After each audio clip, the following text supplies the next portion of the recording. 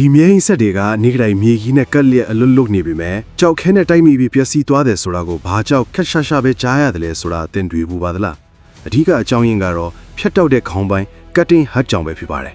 လေယာနဲ့တစ်တိချန်သုံးမြေကြီးဆက်တော်တော်များများမှာဓာတ်သွားတွေကိုလဲပတ်နေတဲ့ဝင်းယို shaft ပုံမှာအသေးသက်ဆင်ထားတာမဟုတ်ပါဘူးသူတို့ကလွှဲထားဒီဇိုင်းကိုအသုံးပြုထားပါတယ်ဓာတ်သွားတစ်ခုစီကိုရဟတ်နဲ့ပင်တစ်ခုသုံးပြီးဆက်တွေ့ထားပါတယ်